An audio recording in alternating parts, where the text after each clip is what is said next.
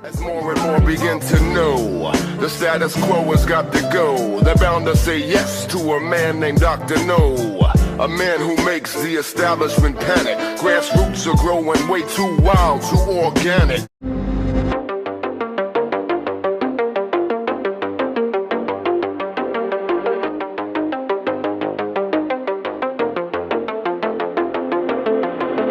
So Israeli embassies around the world have been put on high alert as Israel is bracing for potential retaliation for bombing Iran's consulate building next to its embassy in Damascus, Syria. Sources told the Jerusalem Post that some Israeli ambassadors had also been warned not to attend public events due to concerns about their safety. The Israeli Foreign Ministry denied earlier reports that said Israel was evacuating many of its embassies around the world. The Israeli attack on Iran's consulate marked a huge escalation in Israel's targeting of Iranians and killed 7 members of the IRGC. Israel frequently kills Iranians in Syria, and they also carry out covert attacks inside Iran, including assassinations, drone attacks, and sabotage at nuclear sites.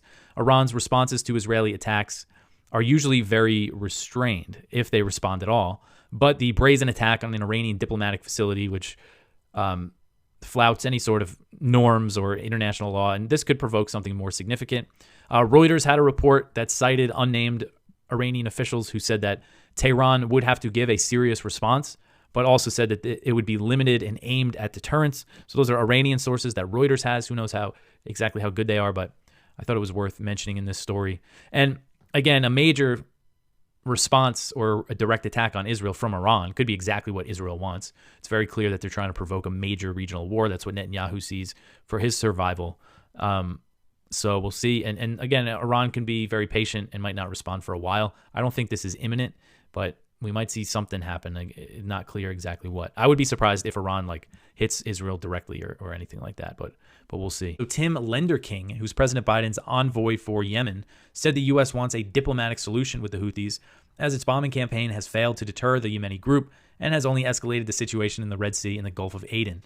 Lenderking said, quote, "My hope is that we can find diplomatic off-ramps," end quote. Wouldn't it have been nice if they thought of that in the first place? He suggested that the U.S. could reverse its recent decision to redesignate the Houthis as specially designated global terrorists, which imposed new sanctions that are blocking a peace deal between the Houthis and Saudi Arabia. Lenderking said the U.S. is looking to, quote, "find ways to de-escalate and allow us to pull back, eventually the designation, and, of course, to end the military strikes on Houthi military capability," end quote. So the Houthis have been clear. The diplomatic solution is an end to the genocidal campaign in Gaza. Lenderking has previously acknowledged that he believes the Houthis would be true to their word and would stop the Red Sea attacks if there was a ceasefire in Gaza. He just said this recently. So, he knows how to end these attacks. Since Biden, I summarized the strikes, the one that I just went over, and U.S. Central Command said on Wednesday that there was more strikes in Yemen, so they're continuing to bomb Yemen. Secretary of State Antony Blinken on Thursday vowed that Ukraine will eventually join NATO, repeating a provocative promise that the alliance first made at a summit in Bucharest in 2008. So Blinken said this while he was in Brussels alongside Ukraine's Foreign Minister Dmytro Kuleba, and NATO foreign ministers met in the Belgian capital to prepare for a NATO summit that will be held in Washington this July. So the annual big NATO leader summit is being held in the U.S. this summer. Blinken said, quote, "Ukraine will become a member of NATO. Our purpose of the summit is to help build a bridge to that membership and to create a clear pathway for Ukraine moving forward," end quote. So, of course, Ukraine's membership in NATO, its potential membership in NATO, is a big factor, one of the biggest factors in Russia's invasion of Ukraine. Leading up to the invasion, Russia was seeking a guarantee from the U.S. that Ukraine would never join the alliance. The Biden administration refused to give them anything like that. They didn't even seriously engage on that issue, something a State Department official admitted after the invasion. And since the invasion was launched, we've seen this from NATO officials and that, we're going to bring Ukraine into NATO. Don't worry about it. But there's no clear timeline or assurances, because if they bring Kiev into the alliance now, even Biden has said that means war with Russia, and they're not going to go willing to do that. So I think what they're doing here is they're using this potential membership. They're just dangling it over Russia's head, over Ukraine's head, just to keep this proxy war going. So this article is from Kyle Anzalone, and a top U.S. official said that Russia has reconstituted nearly all of its military losses in Ukraine. And a core objective for the U.S.'s proxy war in Ukraine was to weaken Russia. That's something Lloyd Austin said at the very beginning. And this is how the hawks in Congress are continuing this thing, saying, oh, we're really killing a lot of Russians, really hurting their military. Well, here, this is Kurt Campbell, who's the new Deputy Secretary of State.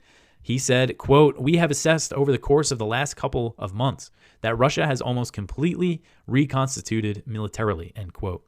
Now, this is interesting. I saw someone say this on Twitter, and I forgot who, so I can't give them credit. But so he's the Deputy Secretary of State. Victoria Nuland was just recently the acting Deputy Secretary of State. She would never admit this. I mean, the stuff that she's been saying has been completely off base with reality, completely unhinged. And here you have Kurt Campbell saying, yeah, their entire military completely built back up. So it's interesting. And now Campbell's actually, he's a China hawk. So he might be saying behind the scenes, all right, enough with this Ukraine proxy war. We got to shift everything over to Taiwan and China, so it's just interesting.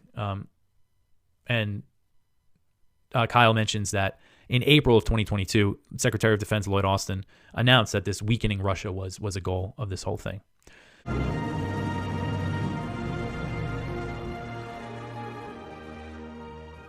We just finished an interview with Colonel Larry Wilkerson, in which he opined that sources of his in the intelligence community, former intelligence community members, as are the two of you, are convinced that the United States was behind the organization and recruitment of the people that slaughtered the innocents at the Crocus Concert Hall in Moscow.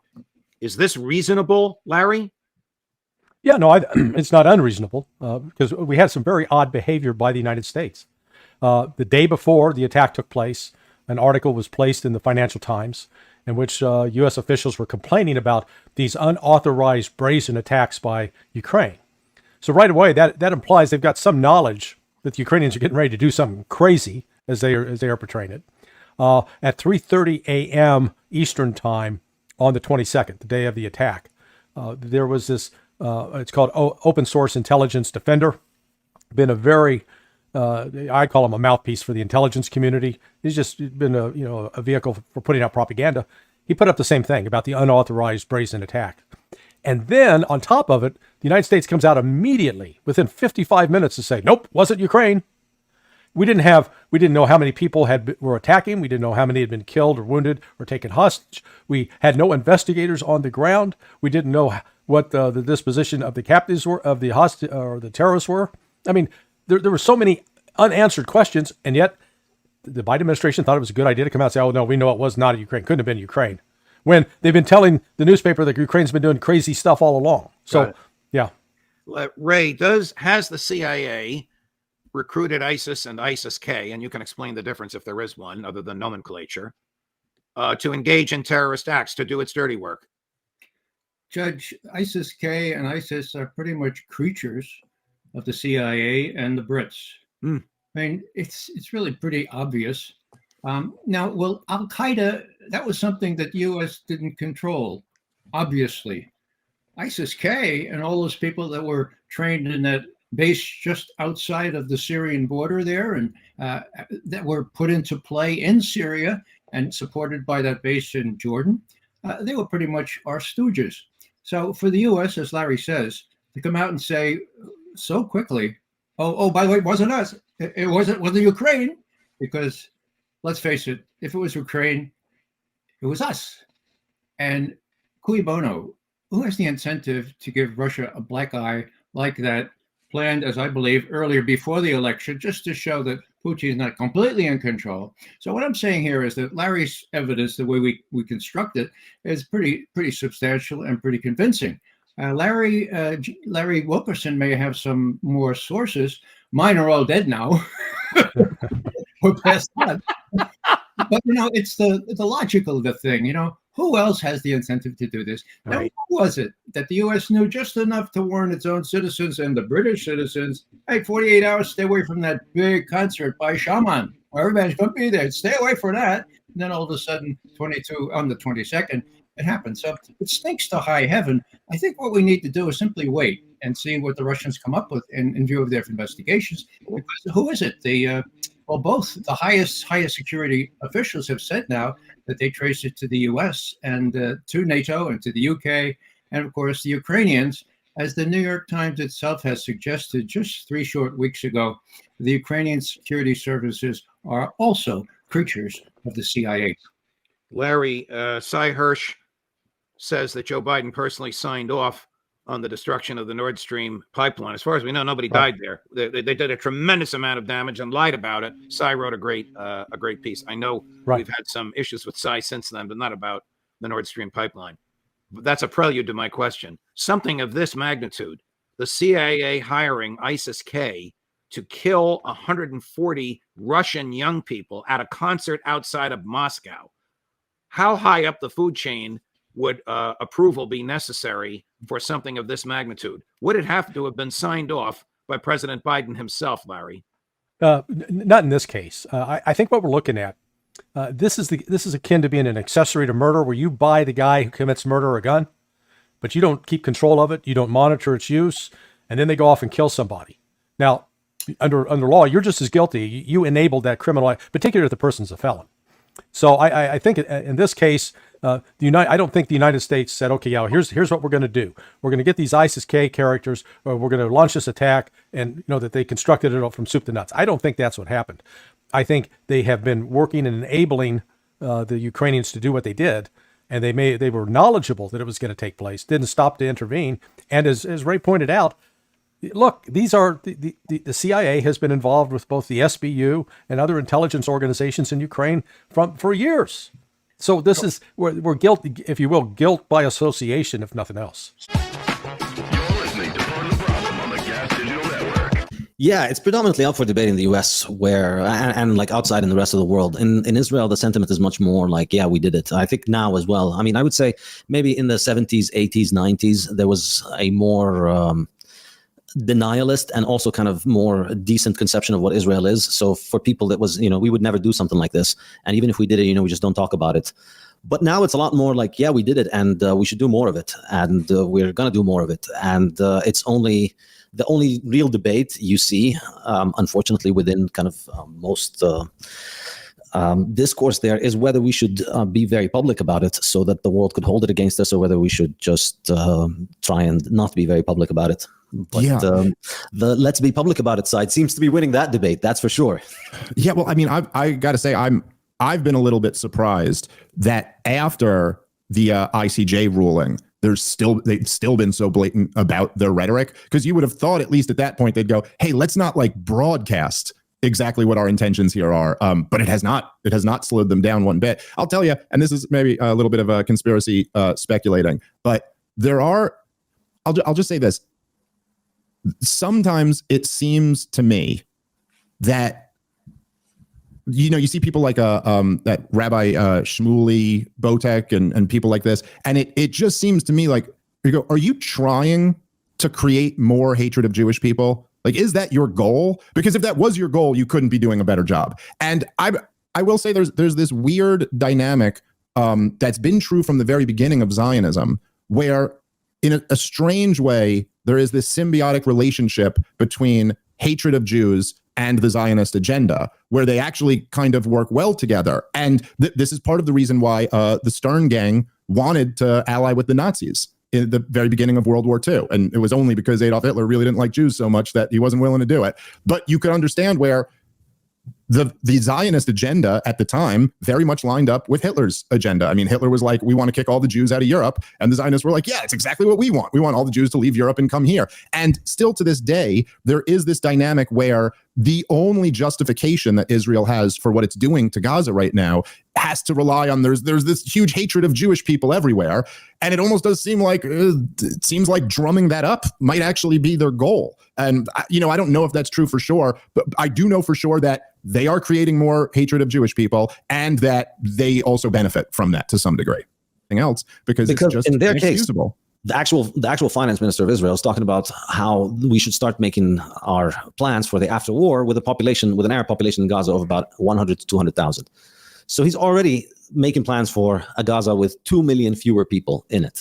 That's the plan of the finance minister. You have the president saying there's no such a thing as an innocent civilian in Gaza. You have the prime minister invoking biblical verses specifically saying, do not spare any child or woman or civilian, specifically to appease the base that wants to see this. And it's taking place. We're seeing it that soldiers are chanting about it, and it's fully televised.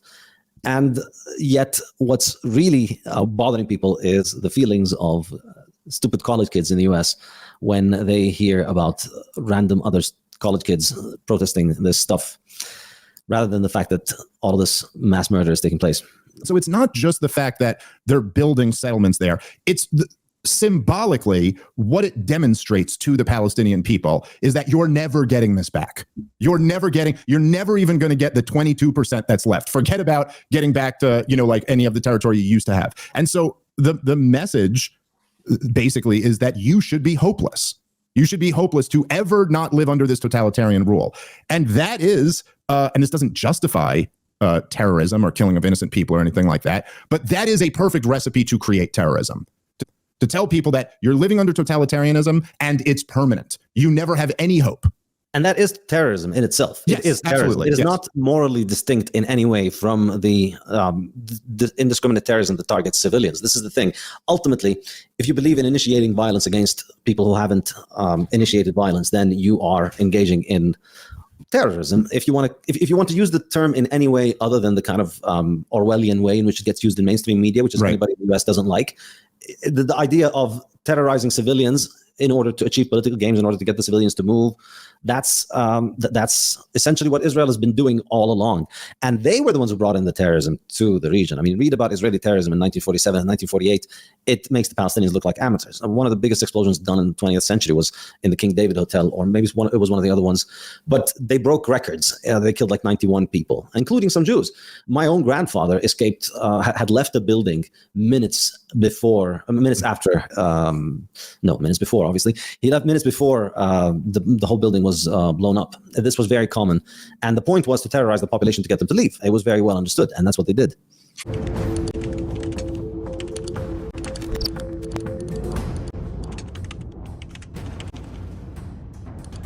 Merchant category code from a report by CNBC is typically referred to as an MCC. It's a 4-digit number used by credit card companies to classify different types of businesses and identify the types of goods or services that a company sells.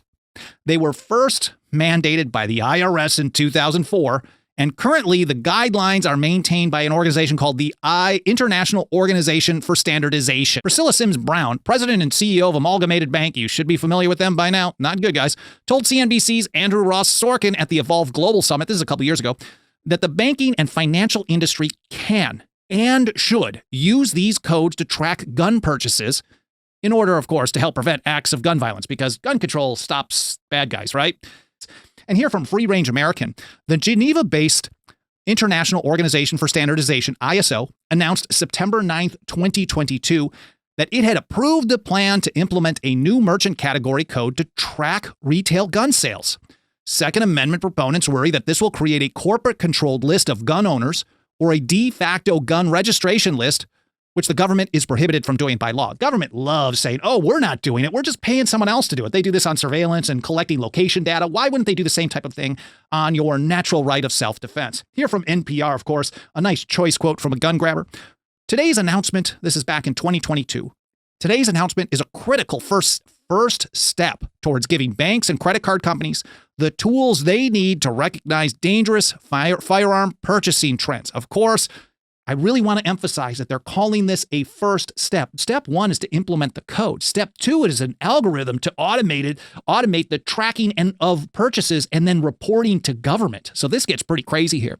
Describing how the gun control scheme would interface with the federal government, the New York Times explained it like this, quote, banks could then either allow the flag transactions or block them and file suspicious activity reports with FinCEN, that's the Treasury Department's Financial Crimes Enforcement Network, which would ideally also create a system to quickly forward that information to local law enforcement and the FBI. Now, to some people, every purchase of a firearm is a domestic terrorist or an extremist. So if you allow them to do this, just because you think they're only going after the bad guys, maybe consider the Patriot Act, which was supposedly only supposed to be used for the terrorists. Going further, NRA puts it like this. Those promoting this scheme are proponents of firearm and gun owner registration and advocate against firearm owners' privacy, period.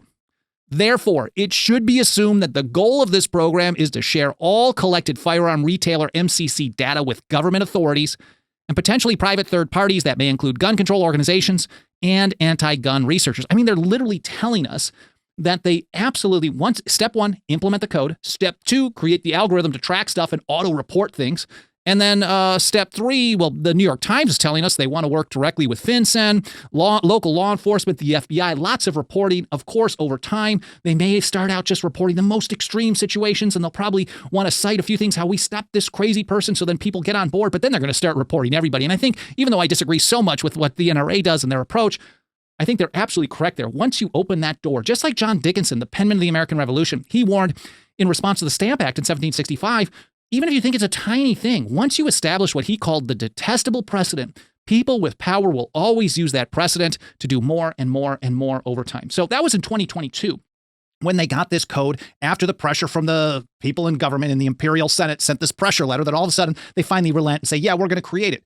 But there was a pretty heavy backlash right off the bat in early 2023, where a number of states started working on this Second Amendment Financial Privacy Act. I don't think it's a great name for the legislation, but let's go with it. Makes it easy to understand what we're talking about here, where they ban the use of these firearm-specific merchant category codes in regards to any retailer based in the state. We covered this in some detail in our State of the Nullification Movement report, which you can find for free at 10thamendmentcenter.com/report. I think it's around page 60, 61. It's a couple of pages on this. But really what's important for here, this episode today, is that a number of states passed them into law. We've got Mississippi, Idaho, North Dakota, Montana, Texas, and Florida all passed a version of the Second Amendment Financial Privacy Act into law in 2023. Now, before any of them even got signed as law, this started creating a headache for the credit card companies that wanted to implement this firearms merchant category code. Here from Reuters, March 9th, 2023. Top payment networks, including American Express, MasterCard, and Visa, said they have paused work on implementing a new sales code for gun merchants, citing pushback in various U.S. states on concerns about improper tracking of consumer behavior. So literally, as soon as they started moving forward in a handful of states, I think Idaho was one of them at the time, they said, whoa, this is going to create inconsistency. We're not going to be able to implement this. Let's hold off. A MasterCard representative said on, Thursday, March 9th, 2023, whatever the exact date was, said via email that such bills would cause inconsistency in how the code could be applied by merchants, banks, and payment networks. Quote, "It is for that reason that we have decided to pause work on the implementation of the firearm-specific MCC," said MasterCard representative Seth Eisen. And Reuters notes that American Express and Visa representatives also cited state bills as driving their decision. We got the same from Discover shortly after. So the TLDR is they wanted to implement this firearm tracking code, merchant category code. There was pushback through the state legislation saying, well, we're just not going to allow you to use it in our state. And before any of them even got passed, they started backing off.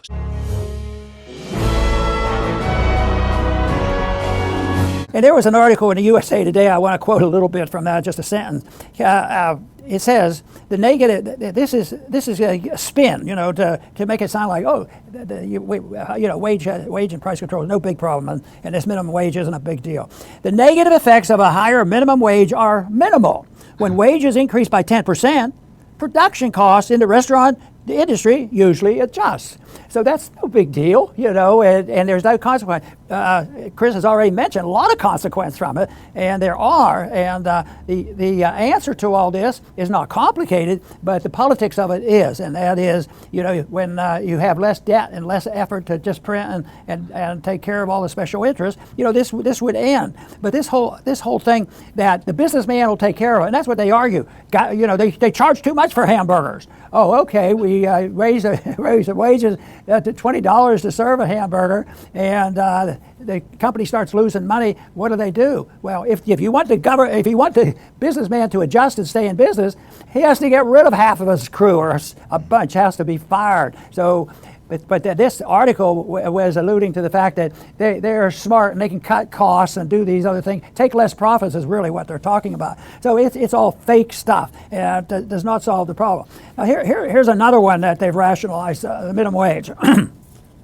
This one says the higher minimum wage also means employees will pay more payroll taxes, and employees will pay more income taxes. So the state of California can expect a significant increase in income tax revenues this year, especially if higher incomes disqualify some of those workers from getting tax credit. That's the type of spin that they have out there. They're looking to the positive side, but actually, even if they were doing that, that would be the wrong thing to do. But it won't do that. Chris has already mentioned what happens to these people. A bunch of them are going to get fired. They won't be paying any, so the revenues are going to go down, not up, and the unemployment rates are going to go up. The minimum wages may shock people, but big business, it's a big blessing for them.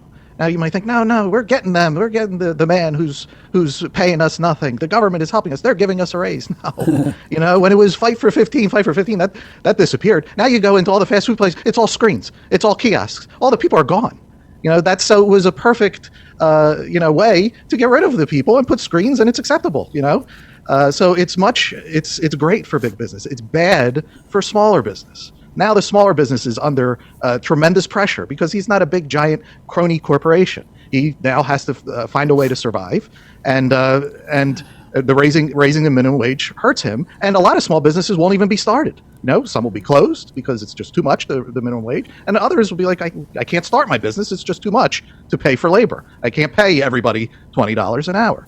Now we know from experience and from being around for a while that the goal for these controllers is for it all to be big business. We saw it during COVID. All the policies where don't go into the small shops because there's COVID, go with hundreds of people into the big stores. And they're still open. We're going to close all the small shops. So the goal is because they want these big corporations because they're controlled. They all say the same things. They all do all the woke things. BlackRock and Vanguard owns all the majority of the shares of them. BlackRock doesn't own the little guy on the corner, so he can't control him. So this is, and the minimum wage is a way to beat the small businessman again and get him out of the way. So it's all big business, But again, that's not how this is sold. This is sold as we're giving you a raise, and it's just another scam. There's so much that can be done, but I will put the blame mostly on misunderstanding. And if you want to look at all this, the biggest misunderstanding is people think that inflation comes from how wages are too high, business people are gouging, not enough government regulations, and all this nonsense. Instead of saying, you don't even audit the Fed, and they have the right to print money in secrecy to no ends and take care of all their special interest groups. That is very necessary. I hope we see the day that happens. Chris? I do too, Dr. Paul, and we'll do our best to speak out against it. I will finish up with my closing thoughts. Yes, the American people, the people in the land of the free, have a terrible, deadly addiction to the government and to the state. Everything that happens, no matter what it is, the first question is, what will Biden do? What will Trump do? What will Obama do? It's both sides, Republicans and Democrats. All are guilty. All are addicted to the state. Now, our early American ancestors would think that the country has gone nuts. What are you people doing? You want the government to address the climate? Do you hear yourselves? What have you accepted as being true about the government? But many generations have passed since then. People grow up into this. Their parents were addicted to the government. Their grandparents, they're addicted to the government. They teach their kids that the government is this and that, and they can take care of everything from cradle to grave. It's a long process, but this is where we are. We have to deal with where we are, not where we were, not where we're going to be. This is where we are. Eventually, the smoke will clear from people's eyes. All of the failures, all of the failed wars, the COVID nonsense, all of it starts to pile up in the consciences of the people, and they will eventually figure out that they've been duped. We say, get there faster, get there earlier, see it quicker. That's what we try to do. And it's good, even though you can't change what goes on out there, it's good for you. It's good for your family and anybody that you can influence or set an example for. So while everybody, unfortunately, goes the wrong way, you can go the right way. So it's good. It's helpful, even though you can't change what's happening out there. So the quicker you get to that government is not a problem solver, every single problem that happens, you don't run to them. They are a problem multiplier. The faster you get to that understanding, amazingly, the easier your life gets. So we'd have to change people's minds on what non-intervention means in economics, personal liberty, and internationally. And a lot of people say, some of the personal liberty sounds good. Yeah, I don't want to pay income tax. I don't want to have people tell me how I should live my life. But what they have to remember is you're also responsible for goofing off. Because if you do that and you have your liberty and you don't do well, you can't go to the government and say, take care of me because I made this bet on something and it didn't work out. So along with the non-intervention and more liberty, you have more responsibility. And that's what we would like to see happen because I believe so sincerely that is the way to peace and prosperity. I want to thank everybody for tuning in today to the Liberty Report. Please come back soon.